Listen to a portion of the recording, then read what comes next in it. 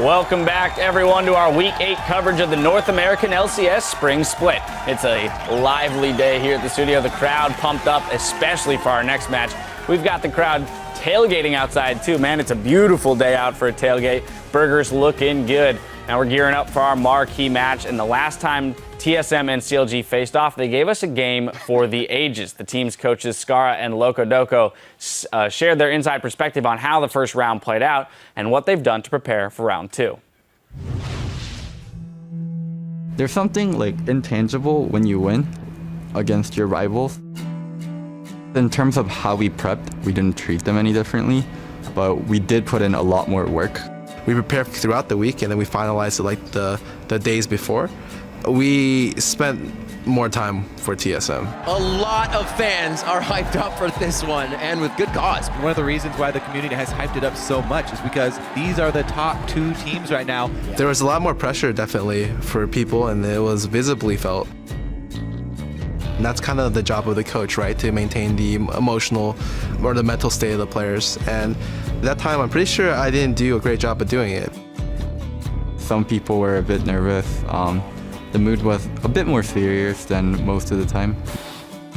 We're playing something that we were pretty comfortable on, with the X factor being that Dyrus was on Sion, and we went and we did a 1v2. So it was really weird because Sion's really, really good at 1v2. Jad, it's going to be a Sion on Lissandra. We were going to be in trouble if we didn't play the 1v2 well. Oh, it could be first blood for Doublelift. A few more shots, they're under the turret, and he does get the kill. Fortunately, we got a solo kill on Sion, which shouldn't happen in my opinion. We're not too fazed by it because, to be honest, Dyrus dies a lot, especially in 2v1 scenario. So we're just like, you know what, it's just part of the game. We were able to go out of the gate strong with a pretty good / even mid early game. Smithy got caught initiating a T-fight, and we barely came out ahead. Don't know if they fully wanted that one. Smithy got blown up immediately, and Doublelift is kind of hanging on the backside, missing a rocket there. Link almost getting out of this with a boomerang just on the edge. Sure. He does. Doublelift way too close to the fight. Zion's able to jump in, get a really good ult, and after that we lost the fight and we have to just run. CLG is able to gain map pressure, and they're going to be able to control the map until we res. We really took off toward the mid game to really back TSM into a wall. It is so difficult for TSM now. They look to take Baron completely uncontested. So I was watching with Hotshot and Reggie. At first we were making fun of Hotshot, how great he's going to look with Pink Hair, and then we were like, oh shit, we might actually lose this. Signs up! I'm going on this? Yeah, go. Get done! What the hell? I can't move. Keep going. Turtle.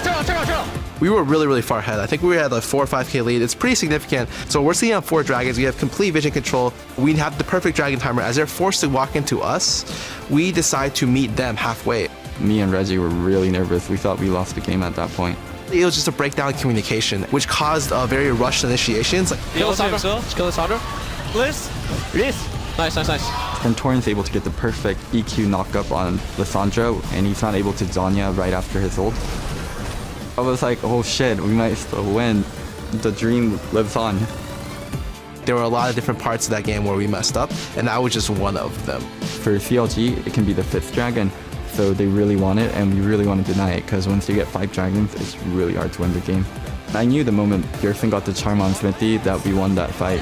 The ultimate to go in, Smithy flashes out! Zion comes in as Mega Gnar, but there's such a big distance between him and his team. After that, we just collapsed on the rest of their team. Where's the DPS coming from? Link now enters the fight. There's the Zanyas. Do they have the focus now to take him out? He goes down. Doublelift somehow in the middle of the fight again, and he goes down. Team Solo mid persevere, and they take the Logic Gaming. I think that's the happiest we've been this year. I think everyone was really happy, except for Hotshot. Even though TSM is a great team, I think they out-team fought us a lot. I felt like that was more our game to lose when it happened.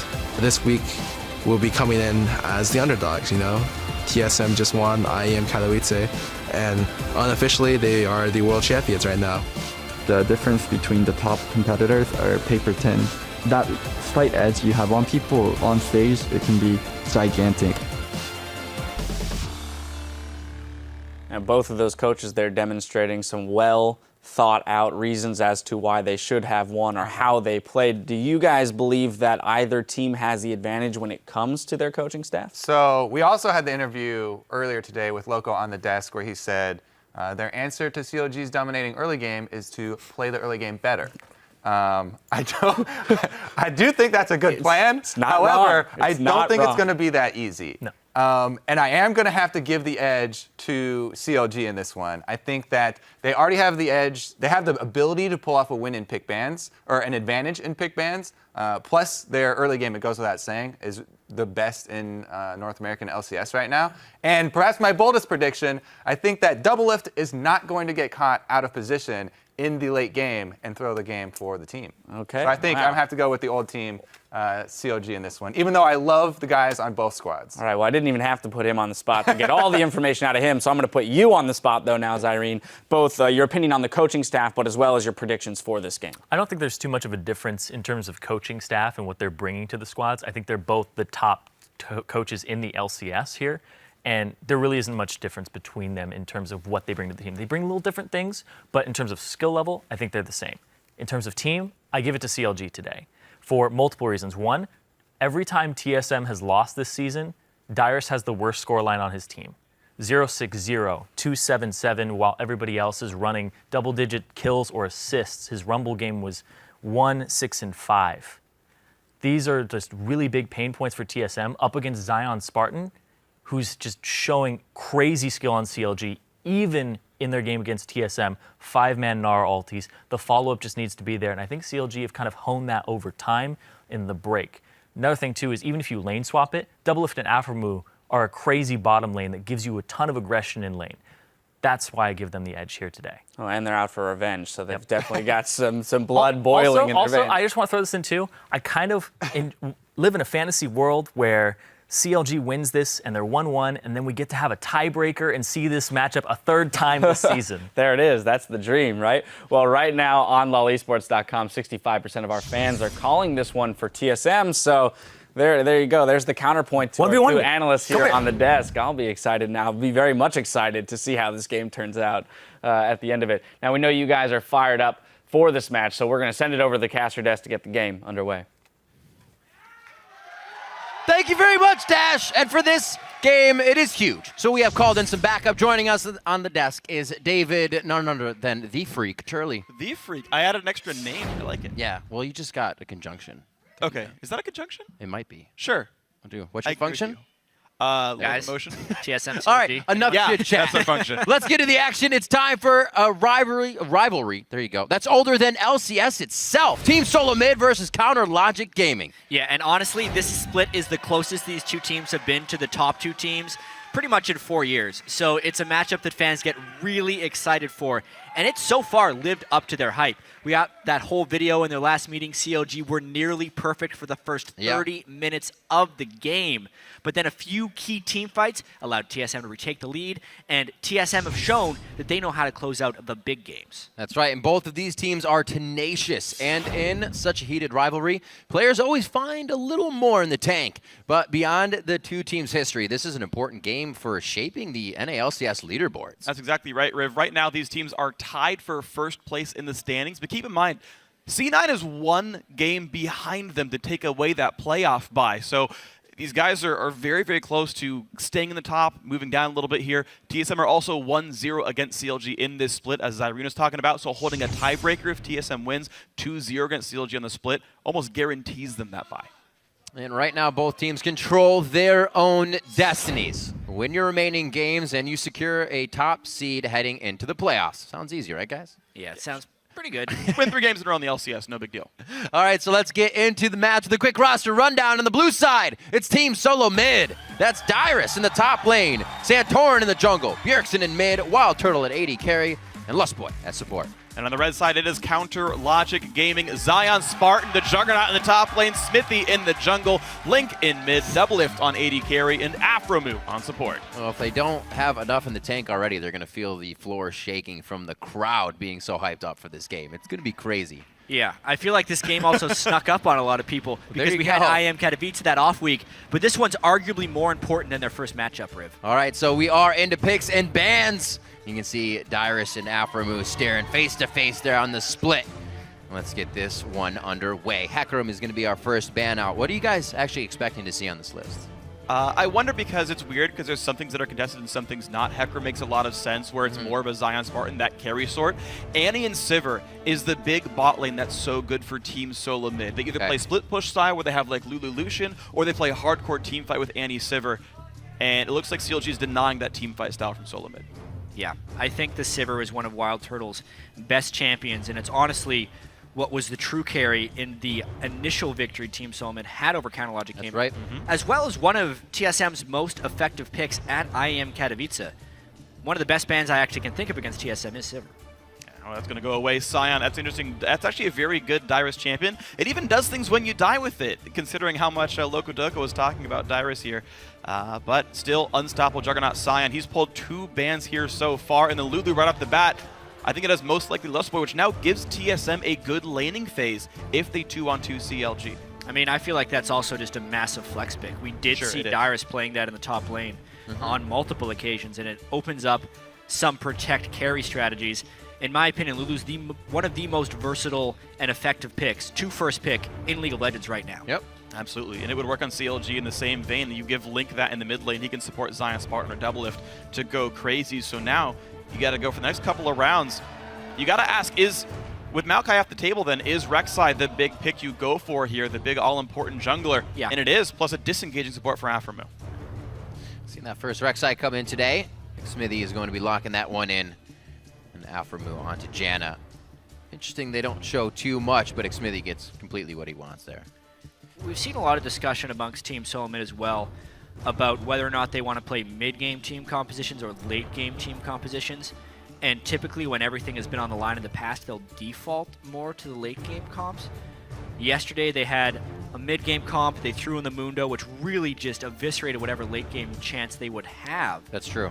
And I want to see what direction they take here against CLG, who's picked already some really strong mid-game champions in Janna and Rek'Sai. Well, we did say a little bit that Dyrus tends to go down in the top lane. Even Loco mentioned that. So Lulu's still one of those champions you can offer the ult and offer a lot more, even if you go down a bunch of times. Seeing what else they'll round out the comp with, we saw a great Sejuani from St. Vicious last game. Santorin may actually try his hand at this. This is now very interesting from Team Solo Mid. The lane gank power now with the Thresh. I like the fact they showed the Lulu, but then picked up Thresh. Janna's such a passive laner. It allows Thresh to fish for hooks, fish for flays, fish for offensive plays. Again, I keep thinking of the 2-on-2 down here for Wild Turtle and Lustboy.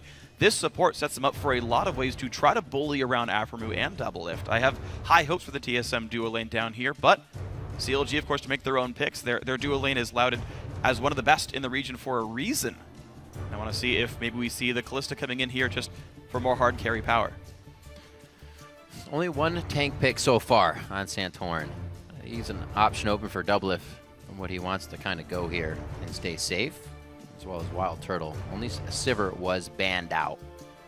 So with this, we'll probably see that 80 carry coming in.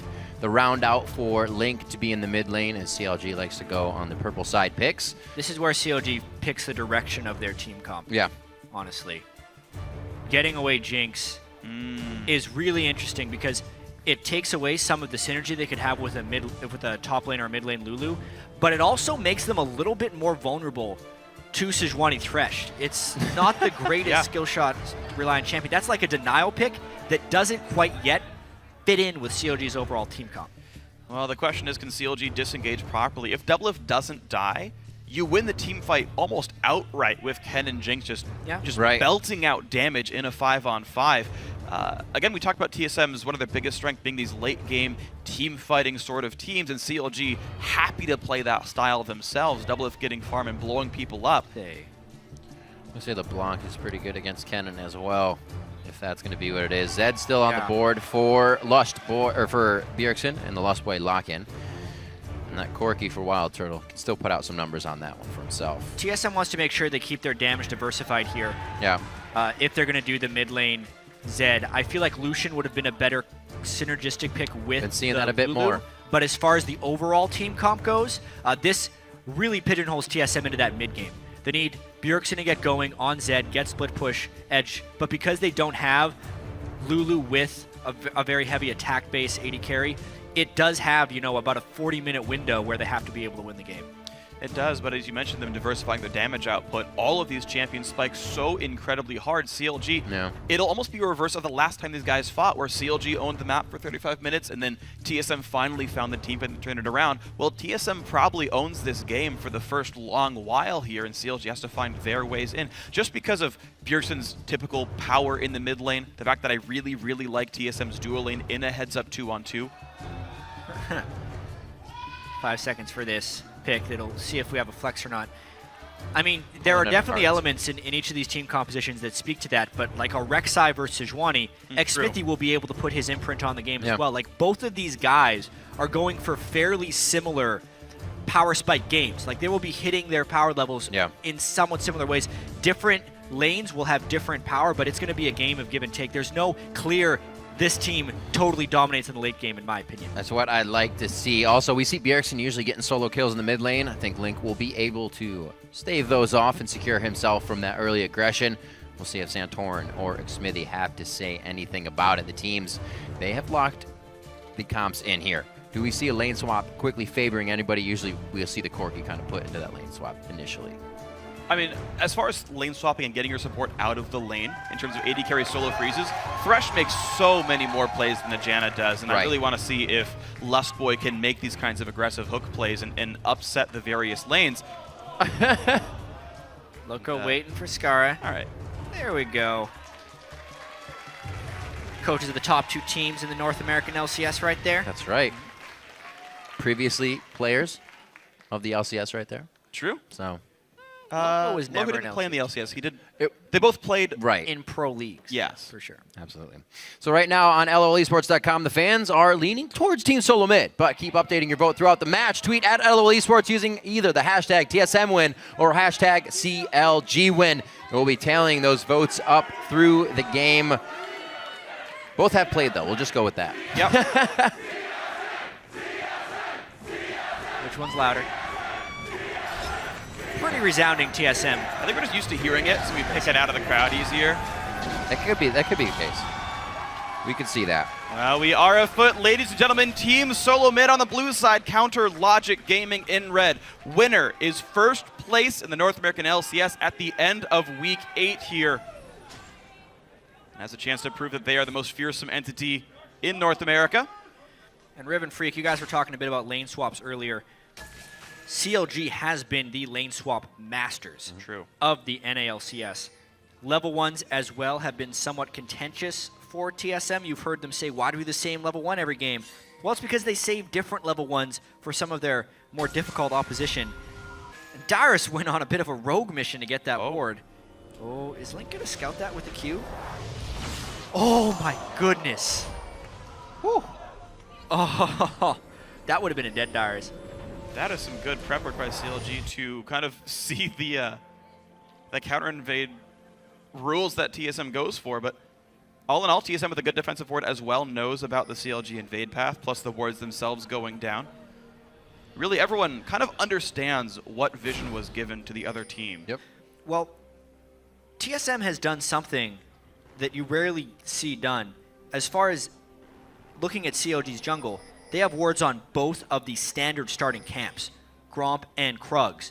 They should know exactly where Zion Spartan, or sorry, where Xmithie starts right here. Since they have wards on both those things, since they're on their own red side jungle, they should know that this blue is getting stolen away. What's interesting here is the fact that TSM, though, have sort of preempted the entire lane swap game. They expect the swap to happen and not get seen. They have sent Wild Turtle up there solo, but he can't freeze this because Zion Spartan's going to be right there in front of him. Yeah. It does actually allow a greedy start, though, for CLG. They get a camp with, I believe their top laner is. It's going to be some good damage onto Link. He'll have to chug pretty much everything he has in the tank. Get himself back up to healthy. Level 1, it won't take too long.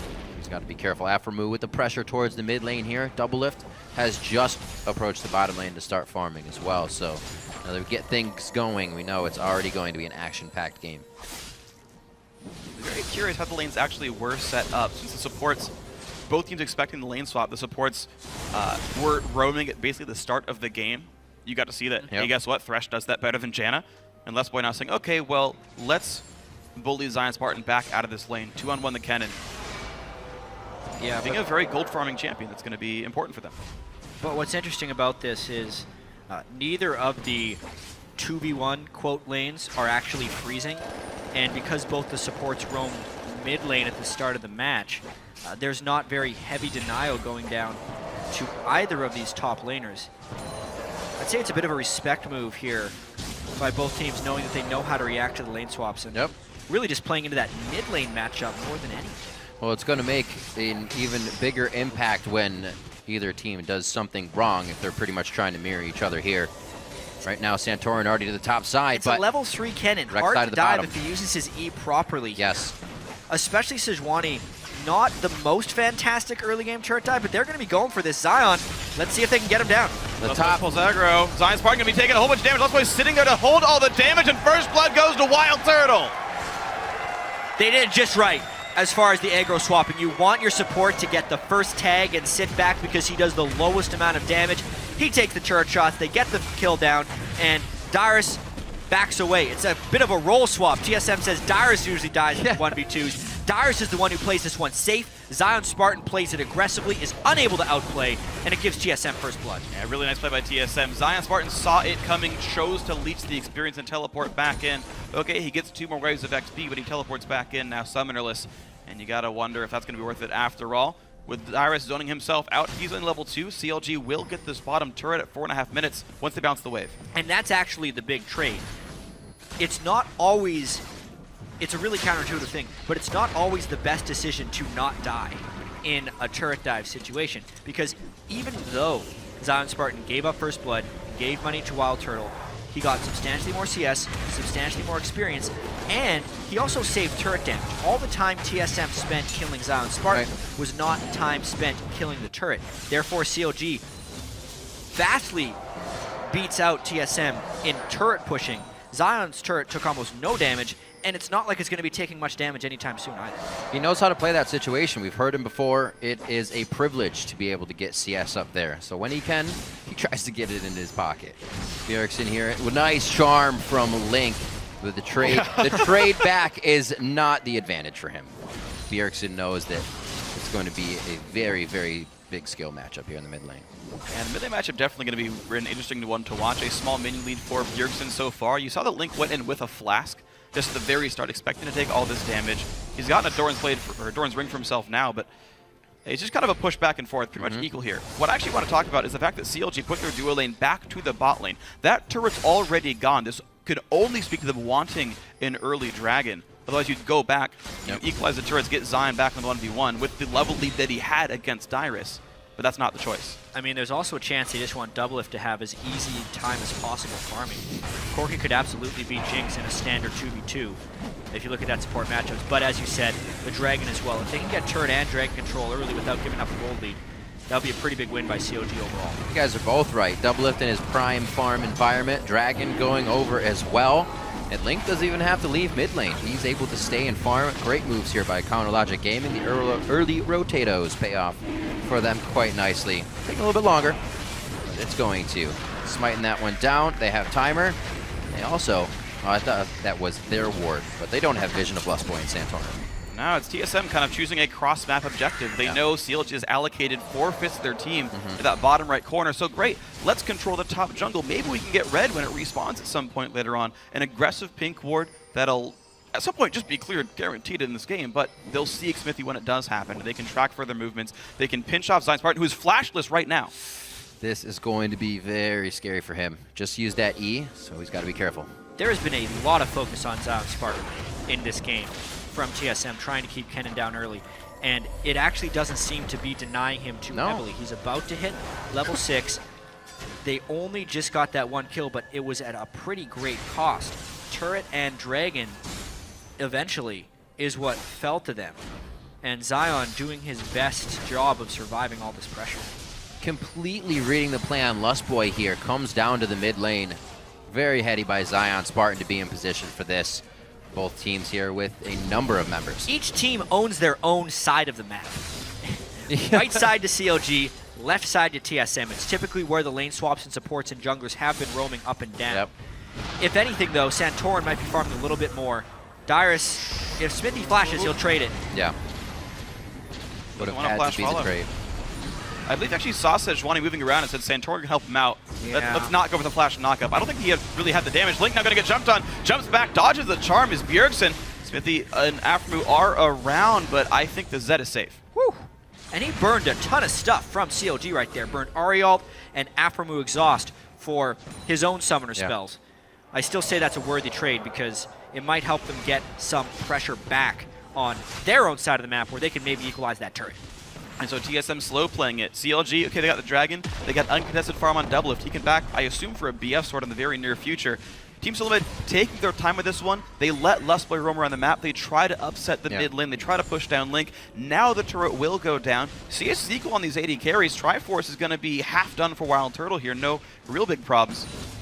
And unless there's a severe mistake here, TSM will get this turret at their leisure.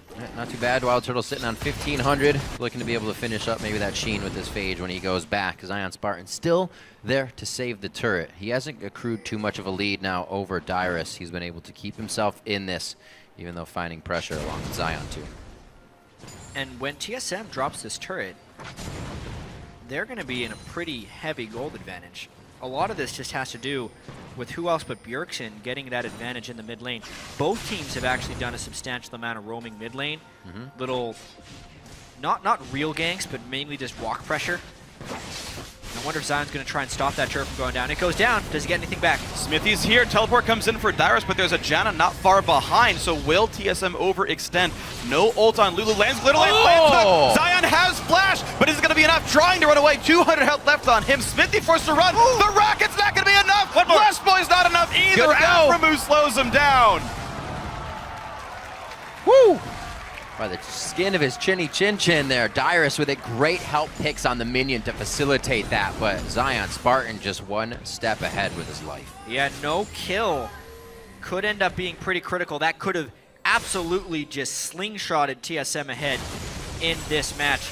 Not getting that kill down and also having no way of releasing the pressure on mid lane either. No. Might mean TSM starts to close in around CLG in this mid game as they approach their big power spike. And you can see Bjergsen's tendencies here. Whenever he starts to hover that close, he's going for the kills over and over again, and he wants Link dead immediately.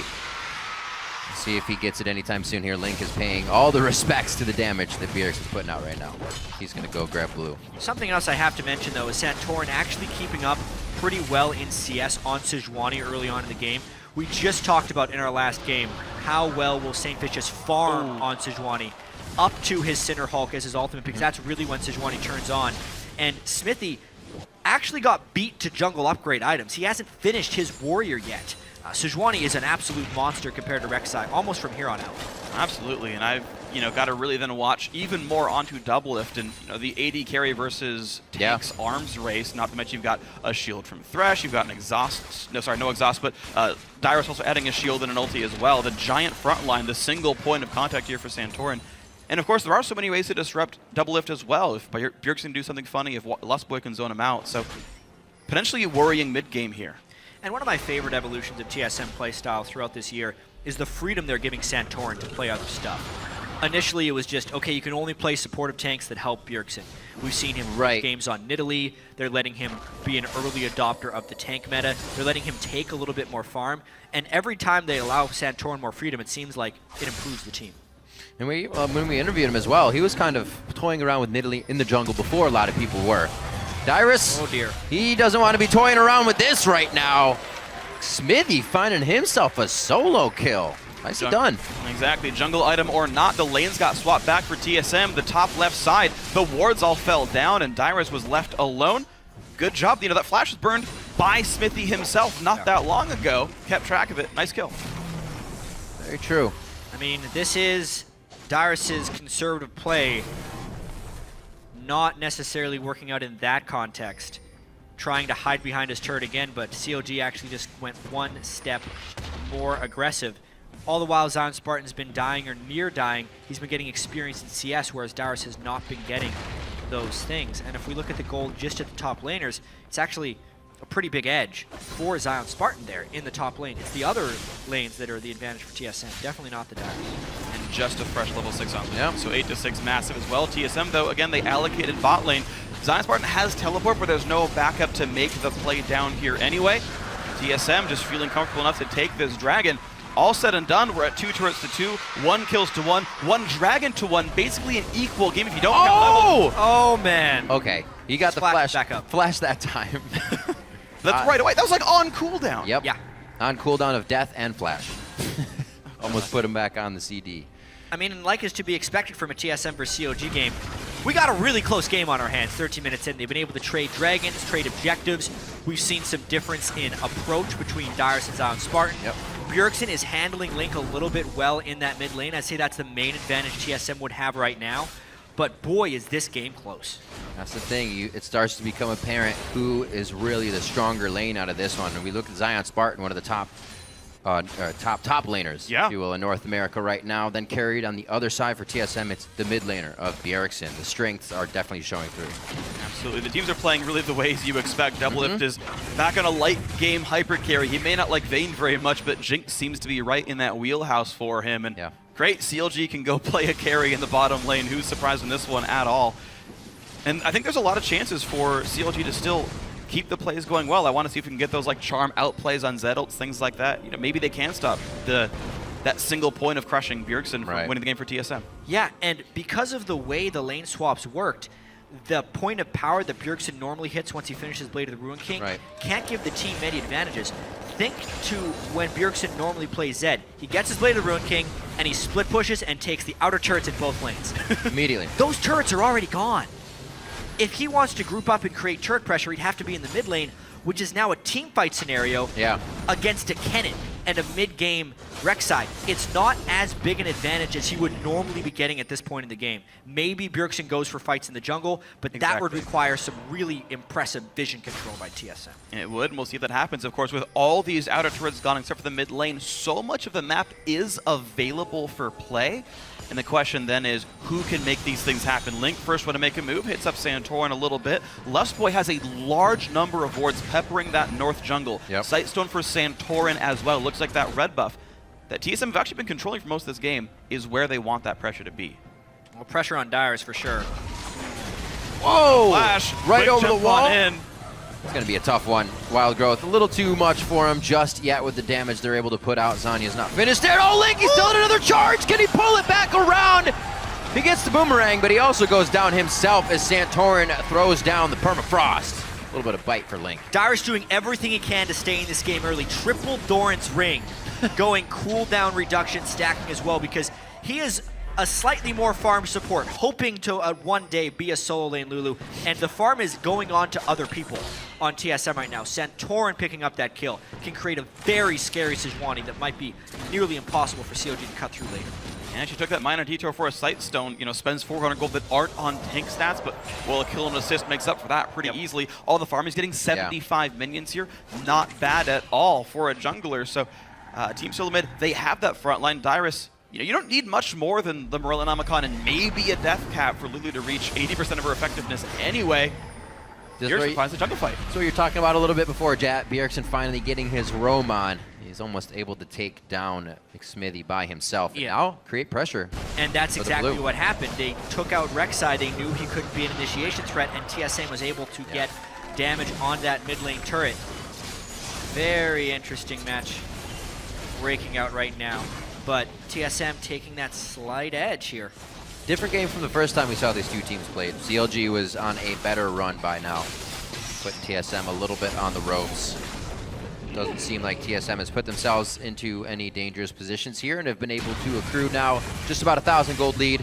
And with the denial of buffs starting to come in, it's going to start hurting Link pretty good. Also looking at Zion Spartan. A little scary that he didn't go straight for that Zanyas. He's piecing together quite a bit, and with Zed on the other team, hopefully he's not pick right there. It's very strange. It's half a Ryle's and half of a Zhonya's Hourglass. I don't know which one he really wants to complete first. It just depends if, is Bjergsen going to one-shot you or not, or are you going to team fight or not and need the Zhonyas to kind of sit inside that battle without getting popped by everyone else. Wild Turtle and Bjergsen both have so much burst damage threat. Zion might not get a full ultimate off in a team fight if Yeah. he doesn't finish some of these items for the tank stats. So that question remaining to be answered. Smithy has actually done a very good job of scuttler control. He had taken the one by Dragon not long ago. That'll respawn in time for Dragon. He just got the Baron one as well. So he's got his double sight stone on top of this one. So you're seeing the wards kind of go back and forth. Both these guys really heavily prioritizing getting vision on the map to keep track of all these aggressive plays. Very vision-centric game, which is why it's only 2 kills to 2, 18 minutes in. And Xmithie really trying to use the mid-game power of Rek'Sai before, in all honesty, the Sejuani may end up taking over if they can get some controlled frontline type fights. And I hate to keep harping back to it, but the gold is very strangely distributed in this game, especially for TSM. Dyrus is at 4,000 gold. The jungler and both solos on his team are more than 2,000 gold ahead of him. It's 4,000 on Dyrus and over 6,000 on the other 3 people. Santorin, Bjergsen, and Wild Turtle are all close in farm and gold and will be the 3 threats on this team, not Dyrus. Yeah, it's impressive to point how much gold he really is earning. Bjergsen's at 190 CS and is 200 above Santorin. That jungle item, the farm he's getting as well, just doing a whole bunch of work. So a very big tank to be real. And without Infinity Edge still done for Doublelift, whereas this Trinity Force long done for Wild Turtle. There it is. Okay, so Iyaj is here. That was Zergreaves there as well. TSM though first to Dragon. CLG, again, not willing to fight this. I'm really interested in if Dyrus can still pose that utility that comes from Lulu. If he's in the right spots, even being so far behind, he can provide a lot for TSM to get to these fights in the OK. Dragon going over, nicely done. As far as top laners being behind, you'd much rather have your Lulu behind when he can support carries than a Kennen behind who needs to be in the middle of the fray to be effective. Well, the choice and pick for Dyrus on that Lulu from Champion Select had more than one reason, for sure. We even heard Loco Doco talking about how he goes down a few times in lane. Doesn't phase him. He knows that dance. As Wild Turtle now starting to roam around, outer turrets are down. He cleans up the CS in the mid lane, which is quite even between the AD carries. Looks like he's going to start spiking towards a Bloodthirster after this Triforce. All right, so a very safe build for Wild Turtle. Wants to make sure he can withstand damage from Kennen. And you do expect with Flash, Zion Spartan will reach the back line, and Wild Turtle will have to recoup after taking 600 or so magic damage and getting stunned. So a bit of a more defensive play style from TSM. I mean, you can see that with the tank jungler and the supportive top laner here, really just biding time for Bjergsen to keep wreaking havoc around the map. All 3 outer turrets have been gone for a while, but TSM with 2 dragons in a row means, yeah, you know, they are the team that seems to be owning all the movements around the map. CLG playing second fiddle to them, playing reactor to them almost entirely. And you have an unsafe AD carry in Jinx where trying to push can just leave you hooked. It's true. It is difficult, though, for TSM to get the pressure up in this game. Xmithie has that huge network of tunnels that TSM is trying to demolish. If TSM wants to commit to a push, they leave themselves open to that sneak from Rek'Sai. Killing those 3 tunnels on that side of the map could be very critical. While Rek'Sai was shown down here. And now it might become a bit of a split pushing battle. CLG wants to force TSM into rotations here to maybe find a charm and maybe get Doublelift going on some of those resets. Very tactical game we have. TSM versus CLG here. Rotations come back and forth. Bot lane, tier 2 goes down to half thanks to all that. Santorin at least saw it coming. He was already on his way before Link was attacking. They gotta run. TPs are up. There's the Void Rush. Oh, is he going to try? He's going to run. I was going to say, they're going to try to pinch and hit back, but they are just out of there. Yeah, not much reason to chase Link. All you're going to do is burn his ulti cooldown and give up pressure on top lane and mid lane here. So TSM identifying not worth all those costs, not certainly worth the benefit as well. And so TSM back to square one here. The aggressive moves by CLG, it does make some progress. The fact that bot tier 2 is down to half is pretty darn good by Counterlogic Gaming and Link making that pressure. And he's even looking for a trap here on the Dyrus. He's in the Fog of War. I wonder if Dyrus will see this coming. Yeah, I also wonder if Link would be able to zero him out with Lulu ult and Flash still up. With Zhonya's first and no magic hunt, probably not actually. Link can't even one-shot caster minions right now. At 22 minutes, that's a rare sight. That's true. It's carryover from the difficulty he had against Bjergsen in lane. Didn't get the better of him. 224 to 172 in that lane. We didn't see, other than just in the beginning, the pressure from the junglers and the supports. So they pretty much had their own 1v1 time. Again, stealing the blue away. Not the first time we saw that. That was soloed by Bjergsen last time. And TSM getting more of what they want. Slowly, though. CLG is not allowing them to make a huge impact with these moves. they're staying safe as well. Yeah, he's putting damage down into Santorin, but I really want to see at the end of this game, like the enemy jungle monsters killed stat here for TSM. It seems like they've gotten like 8 buffs to 3 overall in this game, like the general count here. Red buff, blue buff over and over again seem to be taken away here. Counterlogic Gaming have just routinely seeded the map. It only looks like 1,000 gold difference this entire time, but there's a lot of just vision and pressure differences here. There's like 2 aggressive wards from CLG and like 7 from TSM. It's true. You can definitely see TSM creeping their vision deeper and deeper into COG's jungle, which makes it more and more difficult for COG to give some of this pressure back. But COG is holding on that second ring of turrets. That's the important one that I feel like if TSM cracks, they may end up winning this game, or if Jinx gets too far ahead in gold, if he's able to pick up a few kills. Oh, Valkyrie gets stopped. Not much else happens though. I was like, oh, okay, never mind. It's all about split push. Gets the TSM flag. very much playing 1-3-1 right here. Dyrus on one side, Zed on the other, but that's opening up the gut because they only have 3 people there. There we go, finally seeing Doublelift get to the turrets. Jinx is gonna start tearing those things apart. Tearing apart Lustboy as well, popped up, knocked down. They pick up Xmithie as well, and CLG starts to grab their way back. The kill went on to Xmithie, and that's actually not ideal for CLG. They need those kills onto Ahri or Jinx. We've seen what a fed Rek'Sai can do in the late game. It's not much, and they really need the late game to be coming in big here because they're going to have to cut through a shielded tank or a shielded assassin. So then how does CLG cut through these champions? Well, Jinx still only halfway down to the Phantom Dancer, of course. Doublelift's inventory very full because of the early Vamp Scepter he picked up, I think due to his fear of Zed's damage output, but that delays all these item spikes. He thankfully managed to push a turret down. That was cool, but about 600 gold, 300 gold away from Phantom Dancer, still has to wait on that combined, but Dragon's up, I think before he hits that mark, would have been nice to have 55 crit chance right here. Could very well be Dragon 3 for TSM. I feel like they still have that pressure advantage. Doublelift not hitting the item thresholds quite yet, but Bjergsen, he has. And honestly, with the Morello, Omicron, and Dyrus, as far as the support of top lane Lulu goes, he's there. Yep. He's the banana of tunnels down there for Xmithie in the bottom lane to do whatever he wants. If he has to get there, he can pretty much get anywhere if he needed to. They're in the right spot, though. No Void Rush necessary, as it is down as well. Such a close game. If anyone can get a pick pre-Dragon here, it could very well turn it. There's teleports up on both sides. The gold is close. There is a Zhonya's Hourglass, at least onto Ahri. So much of this could be whether or not COG gets a pick, or tracking how well Bjergsen can flank. Those are the 2 biggest things I'm going to be watching for if they fight over this Dragon. Yep, definitely keeping an eye on Santorin's Glacial Prison as well. If he can lock down a good one, they can kill Aphromoo. There's really no disengage for these guys on CLG. Get the wards they need. Actually starting it with Zion on the flank. They're hoping that TSM comes in so Zion can flank them from the backside, and that's what TSM's doing. They're in the trap. There they go, big lightning storm comes in, and now it's Xmithie off on the side, gets the death mark on him, flashes the wall. Bjergsen chases, looks like he might get the kill, and he will. Out he goes. 1-for-0 chase on Bjergsen, though. Link likely to get this kill. The rocket misses, the charm misses. Bjergsen gets out. Wild Turtle, the center of attention. Monsoon down to the wall, trades back onto Aphromoo, but it's still a team fight. That's more kills for TSM, but it's a red buff Doublelift. Flashes a zap, Santorin gets out here. CLG forcing TSM away, but actually loses gold on this one. How does Bjergsen dodge so many skill shots? Barely escaping that one. The only thing that kept TSM positive in that fight. But they actually fell for CLG's bait right there. Look at us, we're starting the Dragon, but you're stronger than us. Well, that's because Zion Spartan was waiting for your backline in the brush. Now they come back with Rek'Sai. They even these Dragons as long as there's no steal.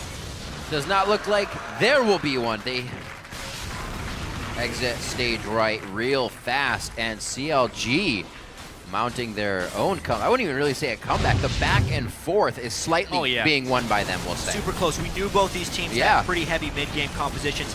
And we look at the start of this game.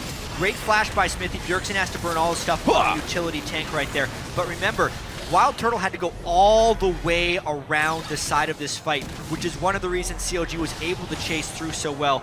But Bjergsen, left, right, back. He dodges every single one. And they end up equalizing the game, 4 kills to 4, 3 turrets to 3, 2 dragons to 2. What else would we expect?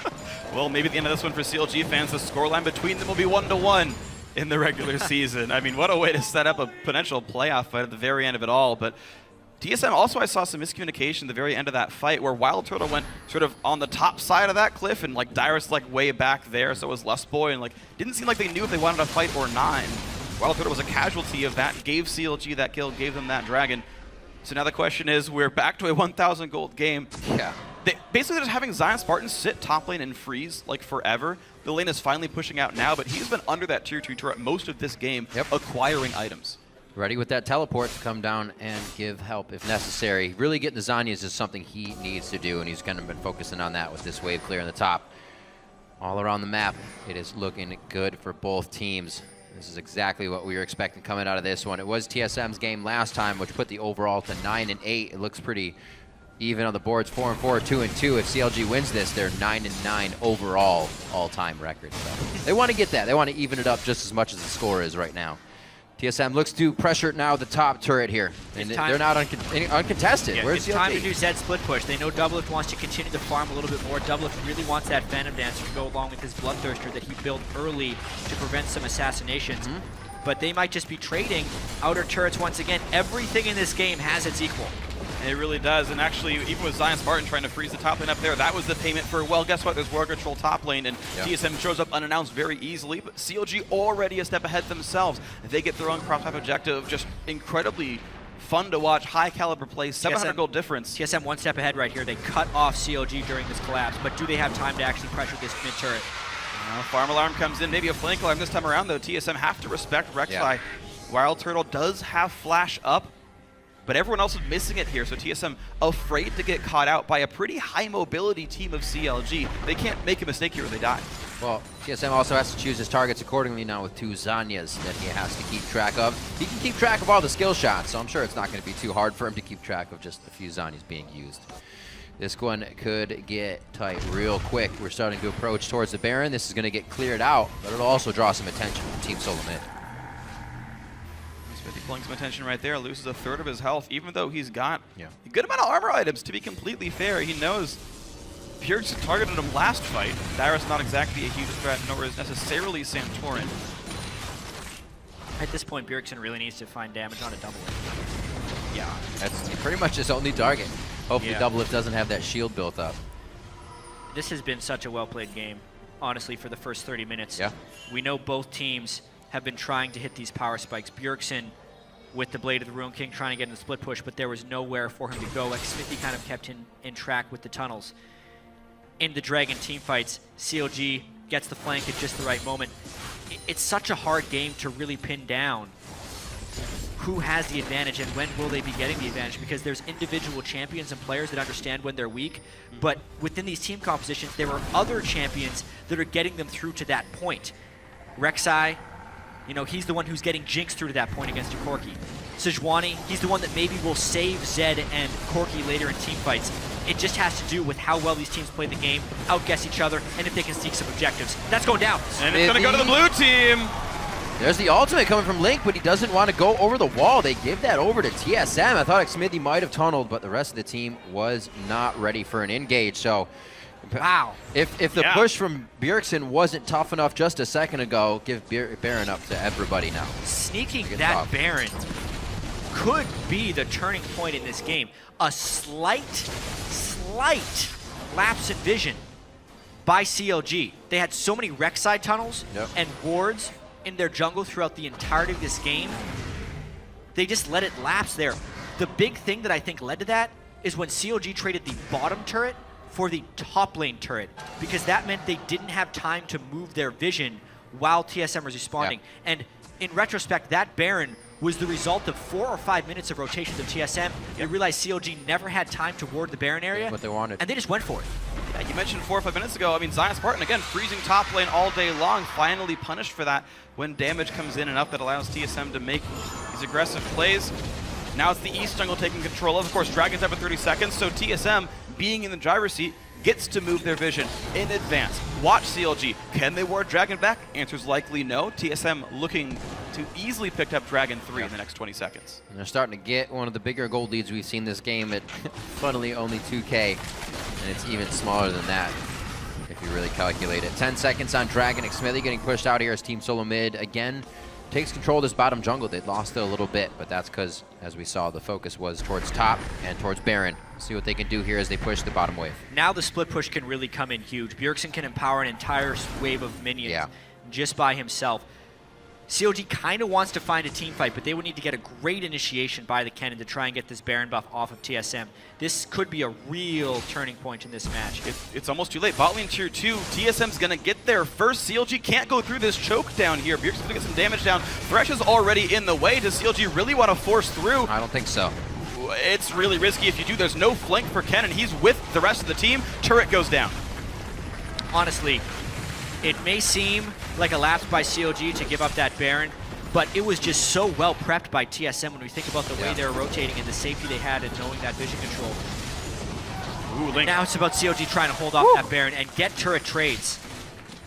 Well, TSM got tier 2 turret number 2 off that Baron. The Dragon pretty much always going to be theirs. I don't even know why CLG contested in the first place by doing so. But now is TSM cut off. Oh, true. CLG is going to come down here on Zion the wants mid. to get them in the choke. He's hoping to flash in. He goes. That hook being missed. Slicing Maelstrom goes in. It's going to Lustboy locked up as well as Santorin in the middle. But the back line of damage dealers is still able to do what they need to do. Wiping out Counter Logic Gaming now. Aphromoo is going to be the next. The rocket misses. Doublelift does have the quick silver sash, but it's already been used, and he can't cleanse the death. Doublelift, come on. He gets out alive. That was Aphromoo going down in the fray of the fight. Get a little excited, and TSM may actually give chase here. They're definitely going to go for the lanes. Wild Turtle will chase down to make sure it's death all around the map. He does eventually die.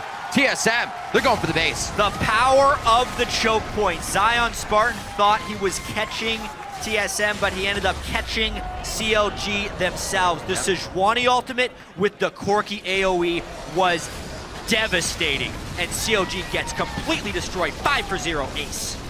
The question is now, what does TSM get out of this one? 2 turrets in the mid lane, and they don't want to risk the fight, even though Doublelift is still dead.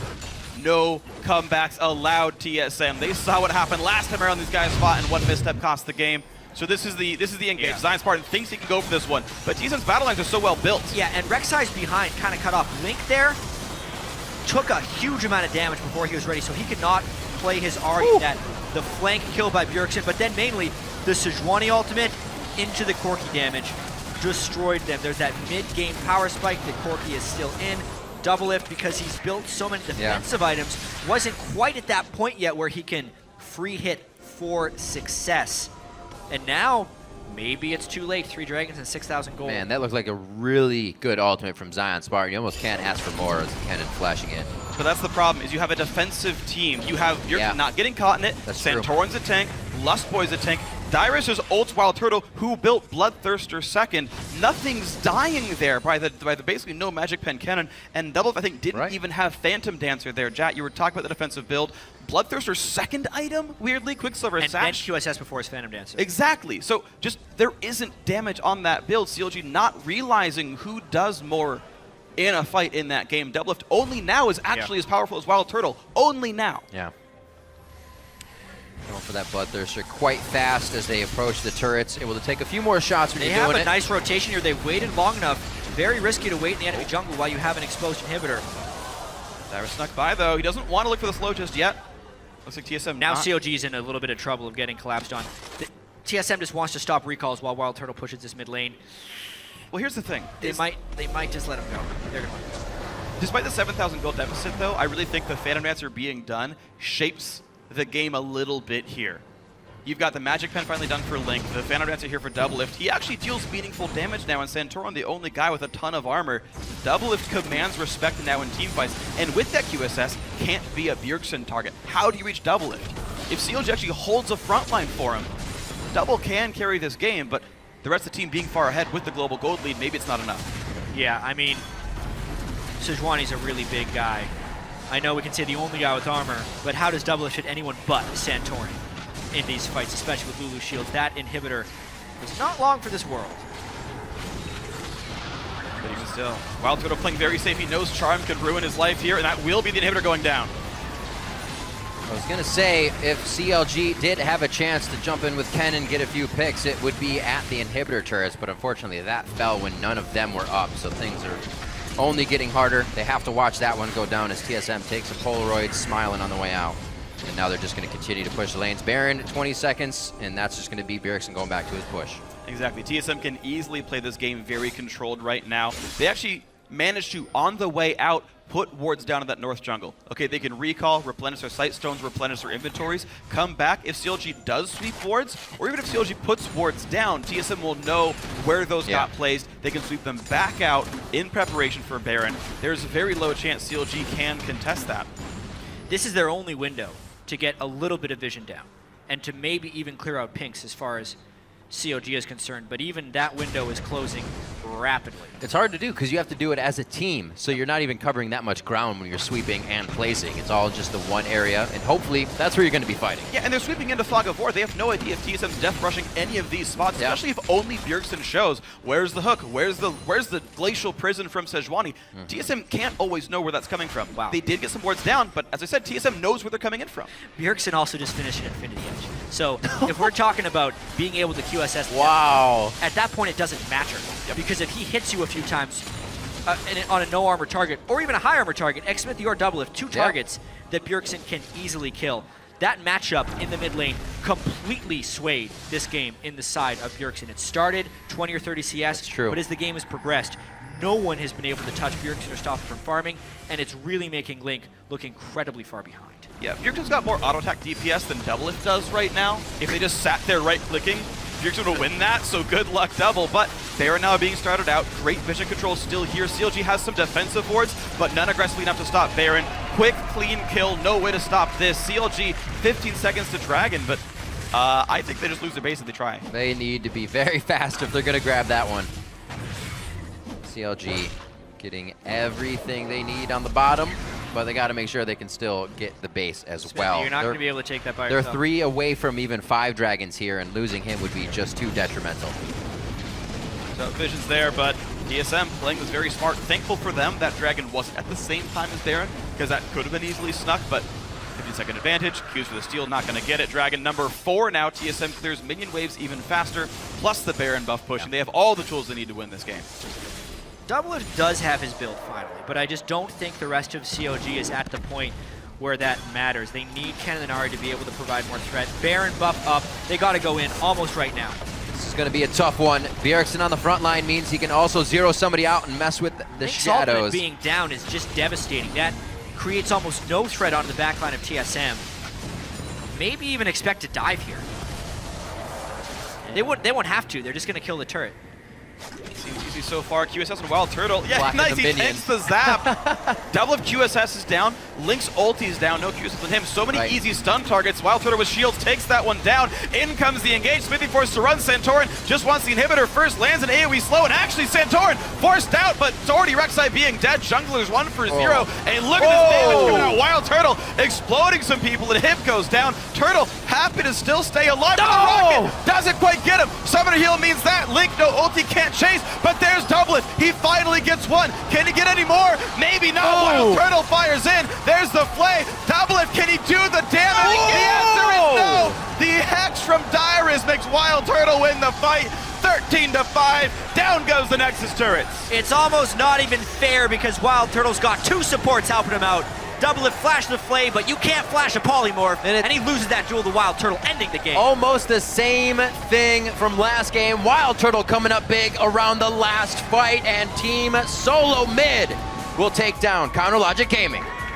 Huge comeback from TSM from yesterday, dropping that game to Gravity, but then moving to 2-0 on the season against Counter Logic Gaming in a very well-played game. A very convincing game as well. Bjergsen let himself get counterpicked. I don't remember any meaningful mid lane bans in there. Said, yep, here we go. I'm going to play Zed. Link, bring it, essentially. Crushes the guy in the lane. Bit of help from Lust Boy, sure. Standard TSM flair there, but Bjergsen creating all the pressure. Oddly enough, only 2, 1, and 3. Just found individual targets to kill, and it then fell down to Wild Turtle, who dominated all game long. Only 1 death, 9 kills. Great Corki performance. And TSM played a very smart rotational game, a vision game, when they controlled that top jungle and snuck that Baron. All calculated. I mean, it seems to be this recurring theme when teams play against TSM. They focus Dyrus because they're thinking, all right, we can Just kill gonna him. mention Let's that. move everything towards Yep. that. Yet the rest of TSM always just pulls so far ahead. When we were even in that game, the 3 richest players on the map were on TSM. All the focus was put into shutting down Dyrus. It allowed Wild Turtle, Bjergsen, and Santorin to thrive. And then you look at the end of the game, Dyrus was 0-11 with 40% CDR and a death cap on Lulu. Yeah. The perfect support Lulu items for supplementing a team in team fights. And again, one team runs Operation Kill Dyrus, TSM runs Operation Win the Game. A lot of times, Dyrus has been in this situation, and he keeps himself safe. They still focused him when he went down to the bottom lane, and multiple times missed the kill onto that. It's something they're okay with. They play for that moment that's happening, and they're not worried if something goes wrong because they know their plan can still unfold towards the late game. Yeah, TSM's plan was so smart. I mean, even thinking back to the beginning of Champion Select, where they're like, all right, yeah, first pick Lulu. You camp Dyrus, and they can't expect it to happen. They fight Right, C9ers yeah. all the time. They fight CLG, who seems to do it very well as well. Sure, Dyrus, have 166 CS. You're still Lulu. Yep. You got level 11 by the end of the game. Who cares? You're fine. You're going to do your job kind of no matter what, and did so. How about 430 onto Bjergsen? Yeah, CS sure. distribution is something that so often gets lost because there is only so much CS on the map. So unless that CS is literally dying to turrets, someone on TSM is there to clean it up. And just as far as farm distribution, TSM does it a little bit differently. AD carry-wise, I mean, that CS was going to double lift, but the rest of the team just wasn't there to support him. Like, this isn't to take away anything from CLG. Like, that was an incredibly close and well-played game. But the vision control, the rotations, and the Baron that TSM was able to take is what decided the game. But it's not like that was CLG making a terrible call. Right. TSM just got that slight edge, ran him around for 5 minutes, and realized where the ward hole was. I think also what was a big thorn in the side of Chronologic Gaming was, as he was saying, not mistakes, but when they lost that fight in mid lane, that they thought they had the flank on, they thought they got faster, they're faster than Team Solo mid, that'll make you second guess yourself going into the next fight. That's something I actually really dislike about Doublelift as a player. I'm a person who really likes looking at item builds and the mathematics behind builds, and he builds so overly defensive. He just doesn't have contribution to the team. And CLG are a team that's used to getting ahead early game. They're used to every 20-minute game they ever play, like, oh, we're up 4,000 gold. And so Doublelift buys a QSS to being like, oh, well, I'm not going to get picked off. Yeah. So I'm at parity with the enemy AD carry, and I'm not going to die for free to Zed. Well, guess what? Turtle's got more gold than you. If you stop and buy a QSS, he's at way more gold than you. Wild Turtle's going to destroy you in a team That's like fight. one of the things we used to talk back in the day. If he builds an Infinity Edge, you might want to match the damage kind of thing. Yeah. Simple. And that was, I think, a big weakness where CLG took a team fight Right. that they literally could not win, whether Baron buff timed out or not. They weren't powerful enough yet to take that fight, and you saw what happened. Nope. So now it's 10-8 in overall matchups between these teams, with TSM pulling away 2-game lead. 2-0 here. See what CLG can do in the upcoming splits or even towards the playoffs. Let's right now toss it over to Kobe and Zyrene at the Telestrator to help us break down that win. Thank you, Riv. We are going to break down that game. Congratulations again to TSM, by the way. Really impressive win. So that's going to be 2-0 for them, this split against CLG. And, you know, great pick bans, first picking the Lulu away. Great individual play, especially Bjergsen in the mid lane on that Zed, really bullying Link. But we really should break down one of the team fights. And, of course, the team fight they were just talking about when there was a transition from Dragon over towards the mid lane. Let's pull that one up on the screen here. And we'll walk through this one. Now, everybody remember how we started this? TSM did have the lead and gold. They had just gotten Dragon, and they were trying to make their way to defend the secondary turret. And CLG were deciding if they wanted to try and burn down the turret or actually go for this team fight. And it looks like they got caught in between. Yeah, they do still have Baron buff up at this time that they got off of a bad back from Doublelift, and so they get the Dragon, and then they start barreling towards this. They don't really have the inside track here, but you start rolling the clip out here, and you're going to see, as they come up, Xmithie's behind them. They're going for a flank here, and Zion Spartan is off on the side. He thinks this is a good time to go in, and he does. Now, pause it here. Right now, Wild Turtle took no damage from that. He is sitting at full HP because Bloodthirster shield, and he immediately got the Lulu shield on top of it. Also, Doublelift is still putting his damage towards the turret. He is not a part of this fight. This is essentially a 3-on-4, and Aphromoo wasn't a part of it until just now where he walks up for a Howling Gale. Before that, this was all TSM, and Bjergsen is actually soloing Xmithie off on the side on that Rek'Sai. So this is not a good fight.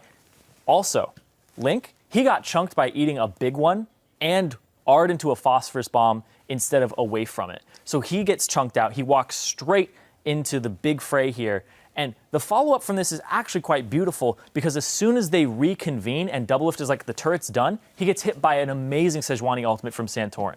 Yeah, the two main things you want to keep track of in this team fight are the two big AoE CCs from both teams. Zion Spartans, which has already been used, and Santorin's, which he holds on to until they regroup up, and then he gets that great AoE. The thing is, CLG weren't able to use Zion's ultimate effectively at all. Neither damage dealer, gets to add much to this team fight. As you said, Doublelift is on the turret, and so that's why everyone's thinking, oh, there's no damage being dealt to TSM during this Kennen ultimate.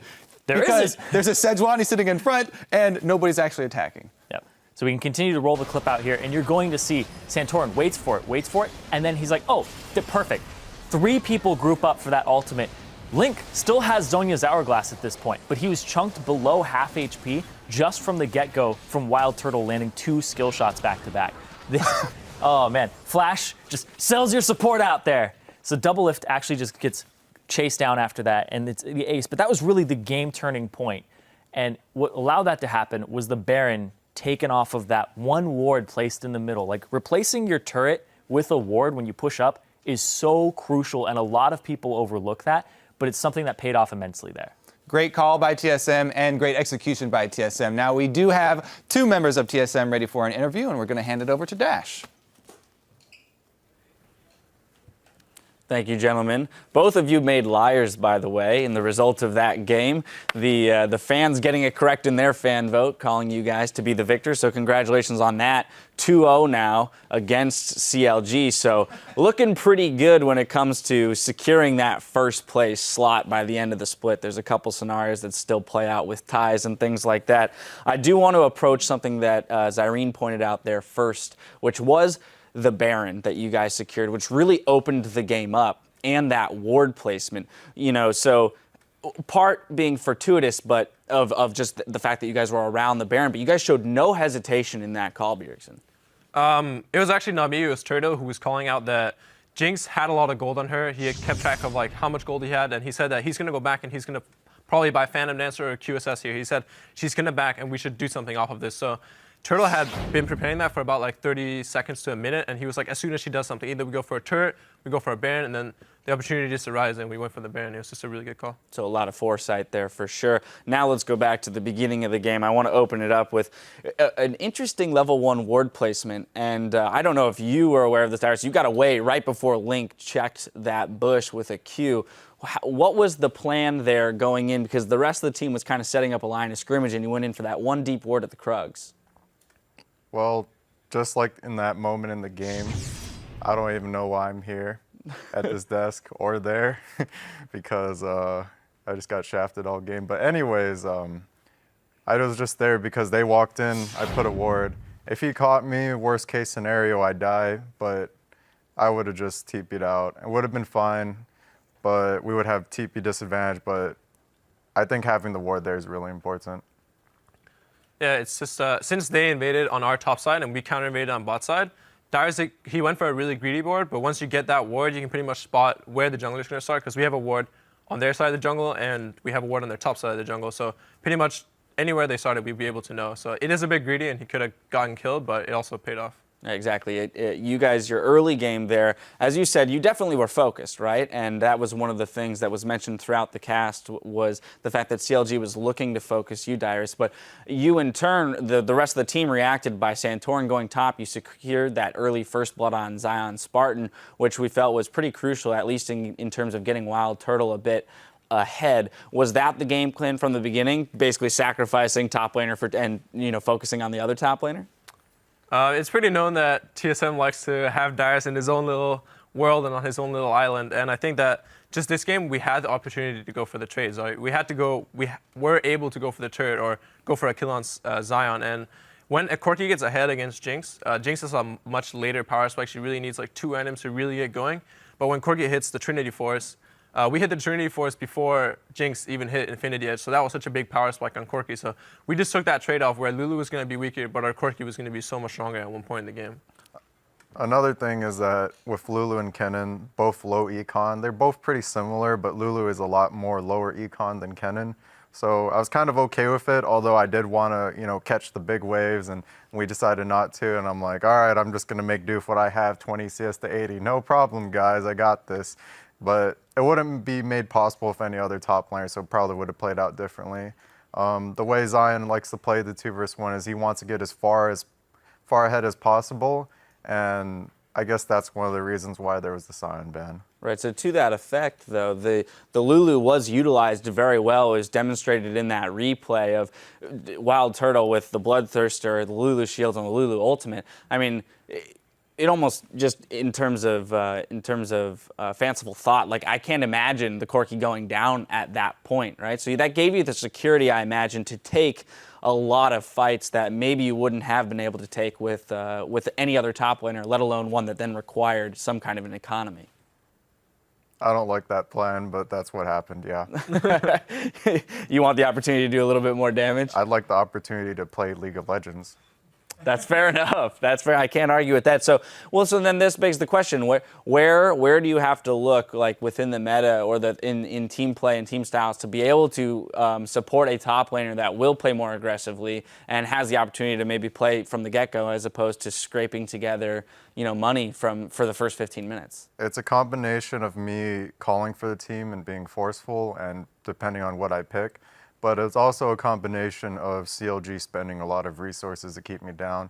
They did really, really well in the 2v1 to get Doublelift on his own island where he can just get fed, and then they tried their best to put Kennen on his own island to get fed, and they set up those two waves while we got a little bit more advantages wherever our AD was, and when it shifted over, it just played out that way. Bjergsen, thoughts? It's really just that CLG, in the past, they were a very bottom lane focused team. Everyone says that Doublelift is the carry. He's always the carry of the team. But the new CLG, I really feel like Zion Spartan is the main focus of the team. They just like getting him ahead. In the 2v1, they really play for him to get ahead. And there's really no reason for us to pick another top lane carry and play into their style. It's much better if we just play our own style instead of playing into theirs. That is their real strength. And it really showed that they did play to the top side of this game, and we still managed to win against it. Yeah, picking up the Zed there, Bjergsen, just kind of the final thing I want to touch on. We saw an astronomical CS lead there for you in the mid lane. It's been mentioned before, Zed is one of the few mid laners that you can comfortably pick blindly and knowing that you'll still be able to be aggressive in the matchup. How do you feel you're evolving as a mid laner approaching the end of the split here, and your ability to really open up the map for your team with individual plays in the mid lane? I definitely think I can play other champions on Zed and blind other champions on Zed, but when they're giving us these kind of picks, like Lulu goes very well with Zed, it gives you the magic damage. Same with Corki, it just really opens up the Zed pick overall. Sejuani also great at setting up kills with Zed, so that game, Zed just is a really good pick, and since I'm very comfortable on it, we're very comfortable at playing that comp and playing that comp as a team, I don't see a reason not to pick it. And our pick ban, the champions we play, it does often come up that we play Zed, and it might get a bit predictable, but I think that you can reach the kind of level of play with Zed that as long as your comp is good, even though their comp may be a counter comp, there's always a way to win. I actually do want to touch on one more thing, and it just came to me because earlier when we spoke to Loco Doco, we asked him, what are the improvements that you guys are going to make to not forfeit such an early lead to CLG? And his response was, well, we just have to play the early game better, right? Obviously, not looking to give away a whole lot of info before the game, prior to the game. So we touched a little bit on the early game, a little bit, and the top lane trade-off strategy, but what other factors did you guys consider in looking to come out with a stronger early game this time around? Don't look at me. I didn't have a strong early game. I didn't play. Ask him. All right, Bjergsen. Like this game, we obviously had a really strong mid lane matchup. Even though they could have gone for the counter pick, Sejuani and Zed always have that kill potential. If Sejuani lands the ult, Zed can pretty much pop really any champion I can think of in the mid lane. So we did have a lot of lanes to play off the thresh lane bottom as well. So even though they had the stronger 1 to 6 jungler with Rek'Sai, obviously really strong duelist early on, as soon as we got to level 6 with Sejuani, that's where we really could make the plays. And the game is very different in 2v1, and I think CLG is a very 2v1 focused team right now, and they're very good at it. So maybe if we had the 2v2, it could have been even cleaner. All right, I like it. But yeah, as you said, you performed well in this 2v1 scenario, which may be more their ballpark. So again, congratulations on that victory, bringing that series between the two of you to 2-0. Best of luck in the coming week as we approach the playoffs. Now, don't touch that dial, because when we come back, we're going to dive into our third game of the day, Team 8 versus Cloud9. Stay with us.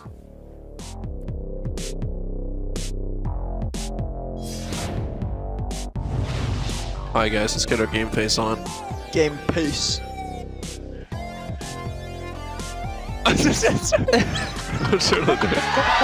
smiling. Big lightning storm comes in, and now it's Xmithie off on the side. Gets the death mark on him, flashes the wall. Bjergsen chases, looks like he might get the kill, and he will. Out he goes. That hook being missed. Slicing Maelstrom goes in. It's going to Lustboy locked up as well as Santorin in the middle. But the back line of damage dealers is still able to do what they need to do. Can he get any more? Maybe not. Wild Turtle fires in. There's the flay. Doublelift, can he do the damage? The answer is no. Solo mid will take down Counter Logic Gaming.